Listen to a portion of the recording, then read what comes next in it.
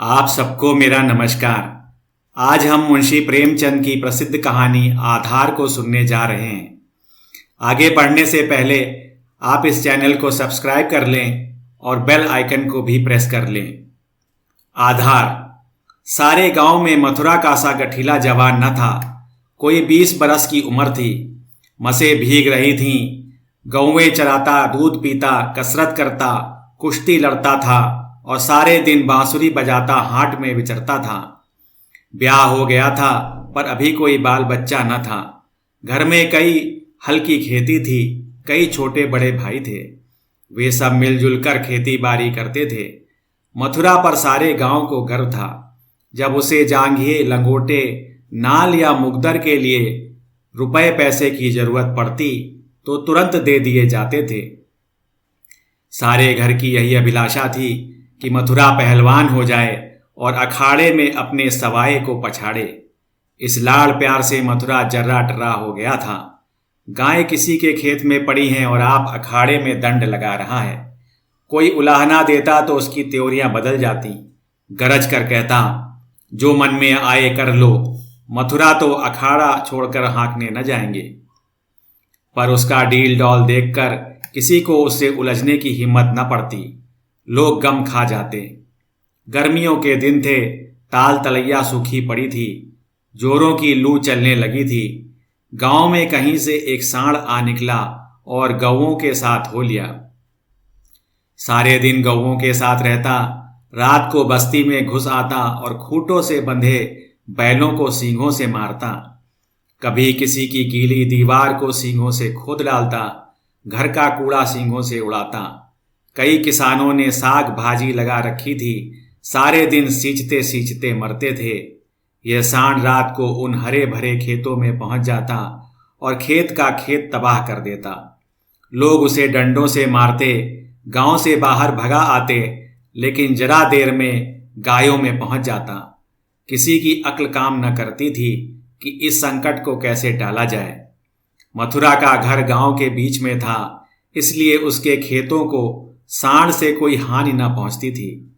गांव में उपद्रव मचा हुआ था और मथुरा को जरा भी चिंता न थी। आखिर जब धैर्य का अंतिम बंधन टूट गया तो एक दिन लोगों ने जाकर मथुरा को घेरा और बोले, भाई कहो तो गांव में रहे, कहो तो निकल जाएं। जब खेती ही न बचेगी तो रहकर क्या करेंगे। तुम्हारी गायों के पीछे हमारा सत्यानाश हुआ जाता है और तुम अपने रंग में मस्त हो। अगर भगवान ने तुम्हें बल दिया है तो इससे दूसरों की रक्षा करनी चाहिए, यह नहीं कि सबको पीस कर पी जाओ। सांड तुम्हारी गायों के कारण आता है और उसे भगाना तुम्हारा काम है, लेकिन तुम कानों में तेल डाले बैठे हो, मानो तुमसे कुछ मतलब ही नहीं। मथुरा को उनकी दशा पर दया आई। बलवान मनुष्य प्रायः दयालु होता है। बोला, अच्छा जाओ, हम आज सांड को भगा देंगे। एक आदमी ने कहा, दूर तक भगाना, नहीं तो फिर लौट आएगा। मथुरा ने कंधे पर लाठी रखते हुए उत्तर दिया, अब लौट कर ना आएगा। चिलचिलाती दोपहरी थी। मथुरा सांड को भगाए लिए जाता था। दोनों पसीने से तर थे। सांड बार बार गांव की ओर घूमने की चेष्टा करता, लेकिन मथुरा उसका इरादा ताड़कर दूर ही से उसकी राह छेक लेता। सांड क्रोध से उन्मत्त होकर कभी कभी पीछे मुड़कर मथुरा पर तोड़ करना चाहता, लेकिन उस समय मथुरा सामना बचाकर बगल से ताबड़तोड़ इतनी लाठियां जमाता कि सांड को फिर भागना पड़ता। कभी दोनों अरहर के खेतों में दौड़ते, कभी झाड़ियों में। अरहर की खूंटियों से मथुरा के पांव लहूलुहान हो रहे थे। झाड़ियों में धोती फट गई थी, पर उसे इस समय सांड का पीछा करने के सिवा और कोई सुध न थी। गांव पर गांव आते थे और निकल जाते थे। मथुरा ने निश्चय कर लिया कि इसे नदी पार भगाए बिना दम न लूंगा। उसका कंठ सूख गया था और आंखें लाल हो गई थीं। रोम रोम से चिंगारियां सी निकल रही थीं। दम उखड़ रहा था, लेकिन वह एक क्षण के लिए भी दम न लेता था। 2-2.5 घंटों के बाद जाकर नदी आई। यही हार जीत का फैसला होने वाला था। यहीं से दोनों खिलाड़ियों को अपने दांव पेच के जौहर दिखाने थे। सांड सोचता था अगर नदी में उतर गया तो यह मार ही डालेगा, एक बार जान लड़ाकर लौटने की कोशिश करनी चाहिए। मथुरा सोचता था अगर वह लौट पड़ा तो इतनी मेहनत व्यर्थ हो जाएगी और गांव के लोग मेरी हंसी उड़ाएंगे। दोनों अपने अपने घात में थे। सांड ने बहुत चाहा कि तेज दौड़कर आगे निकल जाऊं और वहां से पीछे को फिरूं, पर मथुरा ने उसे मुड़ने का मौका न दिया। उसकी जान इस वक्त सुई की नोक पर थी। एक हाथ भी चूका और प्राण भी गए। जरा पैर फिसला और फिर उठना नसीब न होगा। आखिर मनुष्य ने पशु पर विजय पाई और सांड को नदी में घुसने के सिवाय और कोई उपाय न सूझा। मथुरा भी उसके पीछे नदी में बैठ गया और इतने डंडे लगाए कि उसकी लाठी टूट गई। अब मथुरा को जोरों से प्यास लगी। उसने नदी में मुंह लगा दिया और इस तरह हौंक हौंक कर पीने लगा मानो सारी नदी पी जाएगा।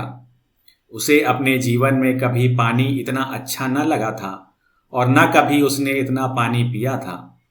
मालूम नहीं 5 सेर पी गया था या 10 सेर, लेकिन पानी गर्म था, प्यास न बुझी। जरा देर में फिर नदी में मुंह लगा दिया और इतना पानी पिया कि पेट में सांस लेने की जगह भी न रही। तब गीली धोती कंधे पर डालकर घर की ओर चल दिया। लेकिन 10 ही 5 पग चला होगा कि पेट में मीठा मीठा दर्द होने लगा। उसने सोचा दौड़कर पानी पीने से ऐसा दर्द अक्सर हो जाता है, जरा देर में दूर हो जाएगा। लेकिन दर्द बढ़ने लगा और मथुरा का आगे जाना कठिन हो गया। वह एक पेड़ के नीचे बैठ गया और दर्द से बेचैन होकर जमीन पर लौटने लगा। कभी पेट को दबाता, कभी खड़ा हो जाता, कभी बैठ जाता, पर दर्द बढ़ता ही जाता था। अंत में उसने जोर जोर से कराहना और रोना शुरू कर दिया। पर वहां कौन बैठा था जो उसकी खबर लेता? दूर तक कोई गांव नहीं, ना आदमी ना आदमजात। बेचारा दोपहरी के सन्नाटे में तड़प तड़प कर मर गया। हम कड़े से कड़ा घाव सह सकते हैं, लेकिन जरा सा भी व्यतिक्रम नहीं सह सकते। वही देव का सा जवान जो कोसों तक सांड को भगाता चला आया था, तत्वों के विरोध का एक वार भी न सह सका।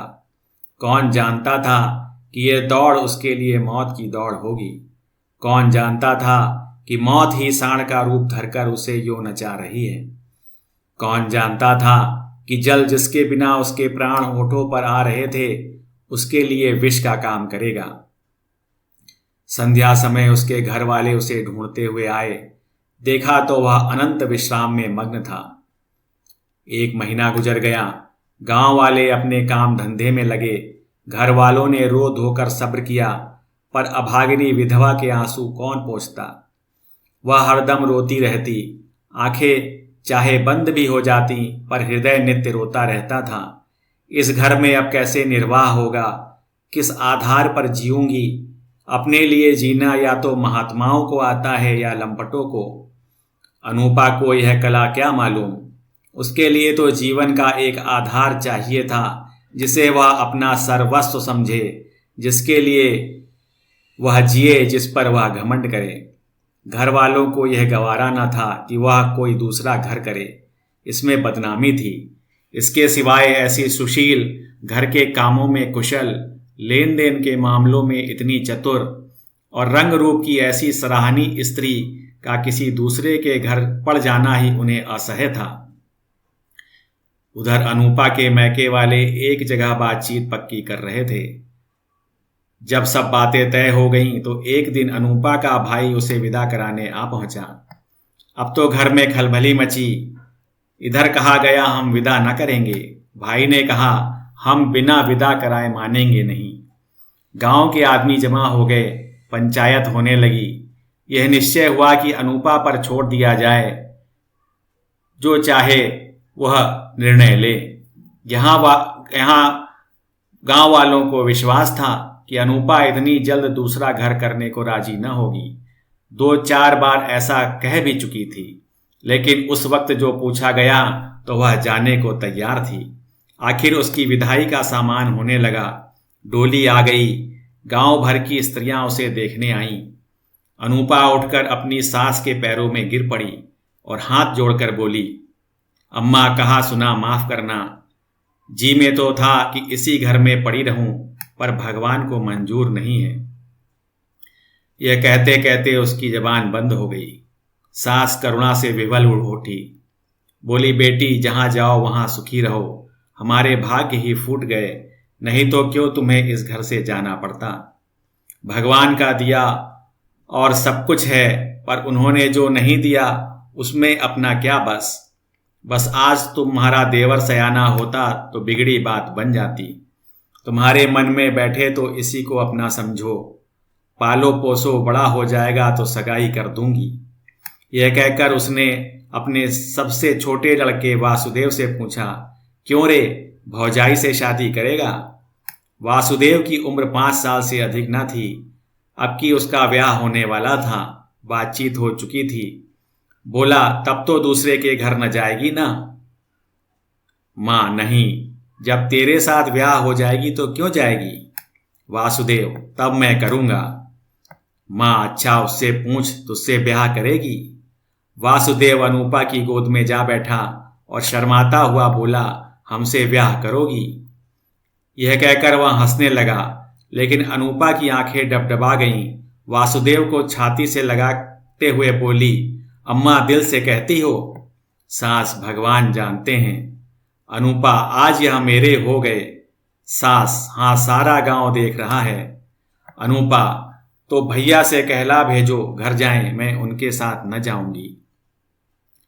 अनूपा को जीवन के लिए आधार की जरूरत थी, वह आधार मिल गया। सेवा मनुष्य की स्वाभाविक वृत्ति है, सेवा ही उसके जीवन का आधार है। अनूपा ने वासुदेव को लालन पोषण शुरू किया। उबटन और तेल लगाती, दूध रोटी मलमल के खिलाती। आप तालाब नहाने जाती तो उसे भी नहलाती, खेत में जाती तो उसे भी साथ ले जाती। थोड़े ही दिनों में उससे हिल मिल गया कि एक क्षण भी उसे न छोड़ता। माँ को भूल गया। कुछ खाने को जी चाहता तो अनूपा से मांगता। खेल में मार खाता तो रोता हुआ अनूपा के पास आता।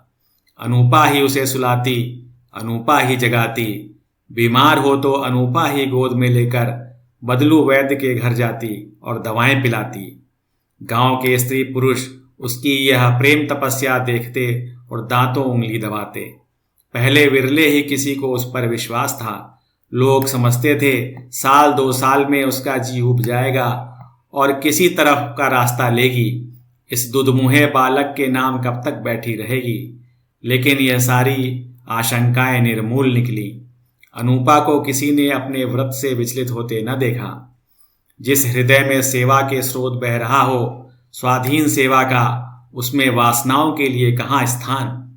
वासना का वार निर्मम, आशाहीन, आधारहीन प्राणियों पर ही होता है। चोर की अंधेरे में ही चलती है, उजाले में नहीं। वासुदेव को भी कसरत का शौक था। उसकी शक्ल सूरत मथुरा से मिलती जुलती थी। डील डॉल भी वैसा ही था। उसने फिर अखाड़ा जगाया और उसकी बांसुरी की तानें फिर खेतों में गूंजने लगी। इस भांति 13 वर्ष गुजर गए। वासुदेव और अनूपा में सगाई की तैयारी होने लगी। लेकिन अब अनूपा वह अनूपा न थी जिसने 14 वर्ष पहले वासुदेव को पति भाव से देखा था। अब उस भाव का स्थान मातृ भाव ने ले लिया था। इधर कुछ दिनों से वह एक गहरे सोच में डूबी रहती थी। सगाई के दिन जो जो निकट आते थे उसका दिल बैठा जाता था। अपने जीवन में इतने बड़े परिवर्तन की कल्पना ही से उसका कलेजा दहक उठता था। जिसे बालक की भांति पाला पोसा, उसे पति बनाते हुए लज्जा से उसका मुख लाल हो जाता था। द्वार पर नगाड़ा बज रहा था। बिरादरी के लोग जमा थे। घर में गाना हो रहा था। आज सगाई की तिथि थी। सहसा अनूपा ने जाकर सास से कहा, अम्मा, मैं तो लाज के मारे मरी जा रही हूं। सास ने भौचक्की होकर पूछा, क्यों बेटी, क्या है। अनूपा, मैं सगाई न करूंगी। सास, कैसी बात करती है बेटी, सारी तैयारी हो चुकी, लोग सुनेंगे तो क्या कहेंगे। अनूपा, जो चाहे कहें, जिनके नाम पर 14 वर्ष बैठी रही उसी के नाम पर अब भी बैठी रहूंगी। मैंने समझा था मर्द के बिना औरत से रहा न जाता होगा। मेरी तो भगवान ने इज्जत आबरू निभा दी। जब नई उम्र के दिन कट गए तो अब कौन चिंता है। वासुदेव की सगाई कोई लड़की खोज कर दो। जैसे अब तक उसे पाला उसी तरह अब उसके बाल बच्चों को पालूंगी।